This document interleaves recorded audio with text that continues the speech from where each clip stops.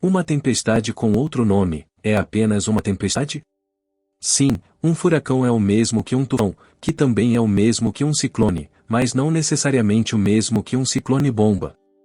Então, tufão, furacão, ciclone, qual é a diferença? Bem-vindo ao canal Pingo de Curiosidade. Aqui você encontrará fatos interessantes e notáveis sobre uma ampla variedade de assuntos. Não muito, exceto seus nomes, embora esses nomes dependam de onde uma tempestade se origina. Um furacão ocorre sobre o Atlântico Norte ou sobre os oceanos do Pacífico Norte Central, ou Oriental, em lugares como Flórida, Caribe, Texas e Havaí. E quando se forma no oeste do Pacífico Norte, em países do leste asiático como Japão e Coreia. Isso é um tufão. Tanto os furacões quanto os tufões são ciclones tropicais, e ciclone é como são chamados quando ocorrem em outros lugares, como no Oceano Índico. O que é um ciclone tropical? Um ciclone começa sobre águas tropicais ou semitropicais, especialistas chamam de uma série rotativa e organizada de nuvens e tempestades. No hemisfério norte, todos eles giram no sentido anti-horário. Quando começa, é chamado de depressão tropical. À medida que ganha velocidade, é atualizado para uma tempestade tropical. E quando ventos sustentados de 74 milhas por hora são atingidos, a tempestade se intensificou, ou amadureceu, a ponto de agora nos referirmos a ela como furacão, tufão ou ciclone tropical intensificado. Qual a diferença entre furacão e tufão? Furacão x tufão, como eles se comparam? Além de ocorrerem em diferentes partes do mundo, os furacões acontecem no Atlântico Norte ou no centro-leste do Pacífico Norte, enquanto os tufões ocorrem no oeste do Pacífico Norte e no leste da Ásia, e eles também variam em intensidade. Os Estados Unidos classificam os furacões em uma escala de 1 a 5, usando a escala Saffir-Simpson baseada na velocidade máxima do vento. Sendo categoria 1 os mais fracos e categoria 5, anúncio de 157 milhas por hora acima. No entanto, a Organização Meteorológica Mundial dá aos tufões fortes, tufões muito fortes e tufões violentos uma designação de classe 5. Qual é a diferença entre um ciclone e um furacão? Assim como furacões e tufões, ciclones e furacões não são exatamente iguais. Os furacões são designados como tal quando se desenvolvem no Atlântico Norte, no centro do Pacífico Norte e no leste do Pacífico Norte, conforme a National Geographic.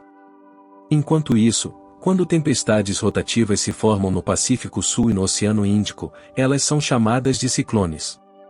As tempestades também diferem nas épocas do ano em que atingem o pico. A temporada de furacões está em pleno andamento de meados de agosto até o final de outubro, enquanto a temporada de ciclones pode atingir o pico a qualquer momento por volta de maio e novembro. No entanto, em termos de impacto, os dois são extremamente semelhantes e tendem a causar estragos, não importa o local. Por que os nomes diferentes? Ciclone é genérico, e é a palavra que os meteorologistas usam geralmente para falar dessas tempestades. Estas denominações datam de 1848, quando foi, presumivelmente, usado pela primeira vez para descrever uma intensa tempestade que aconteceu na Índia em 1789, ou vem, vagamente, da palavra grega kyklon, movendo-se em círculo, girando.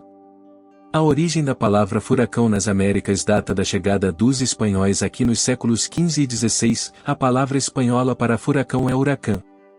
De acordo com Gaver, tifon entrou na língua inglesa quando exploradores interagiram com residentes do sudoeste e sul da Ásia, e vem de tufan, que significa grande tempestade ciclônica em árabe, persa e hindi. Não importa como você chame essas tempestades intensas, elas trazem ventos fortes, muita chuva e inundações. E não importa onde você esteja no mundo, se você mora em uma região que experimenta ciclones ou furacões, ou tufões, as maiores e mais intensas dessas tempestades, estão se tornando cada vez mais prováveis devido às mudanças climáticas, segundo um estudo recente. Tufão ou furacão ou ciclone, não importa como os chamemos ou onde os experimentemos, estamos em um futuro selvagem. Como exatamente os nomes dos furacões são escolhidos? Não é aleatório. Eles são decididos com anos de antecedência. Saiba como os furacões são nomeados e quem pode nomeá-los. Catarina, Harvey, Sandy, Cada um desses nomes de furacões evoca imagens de ventos e chuvas fortes. Em 2022, vimos os furacões Danielle, Arla, Fiona, Ian e Julia atingirem a costa. Mas como esses furacões são realmente nomeados? Se você mora em uma área propensa a furacões, essa pode não ser sua pergunta prioritária. Afinal, saber como se preparar para um furacão, como se preparar para um tornado, ou até mesmo quão perigosos foram os furacões mais fortes de todos os tempos pode manter você e sua família protegidos contra desastres de qualquer tipo, ciclones e furacões. Mas com a preparação marcada na lista, você pode se preocupar com questões menos urgentes, como nomeação. Então, como eles realmente nomeiam os furacões? Como são chamados os furacões? Originalmente, os furacões receberam o nome do dia do santo quando a tempestade atingiu. Por exemplo, houve 2 furacões San Felipe em Porto Rico, um em 13 de setembro de 1876 e outro na mesma data em 1928. Mas por volta de 1900, um meteorologista australiano iniciou um novo sistema. Em vez de criar nomes de furacões baseados em santos, ele usou nomes de mulheres. Os Estados Unidos seguiram o exemplo em 1953. E em 1979, nomes masculinos de furacões foram adicionados à lista. Quem nomeia os furacões? Sem surpresa, os meteorologistas nomeiam furacões.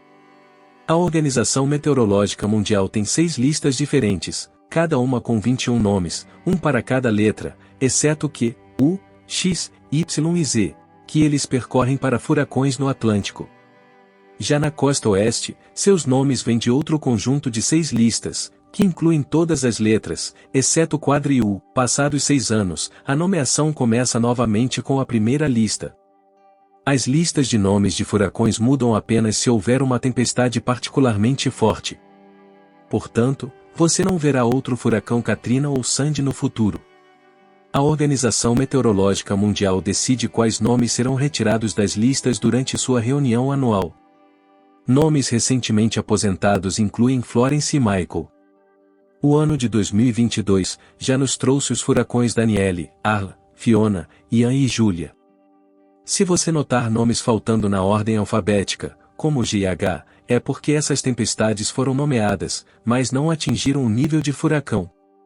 Gaston e Hermine, por exemplo, foram tempestades tropicais, menos severas que um furacão.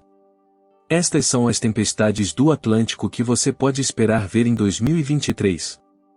Lisa, Martinho, Nicole, Owen, Paula, Ricardo, Shari, Tobias, Virginie, Walter.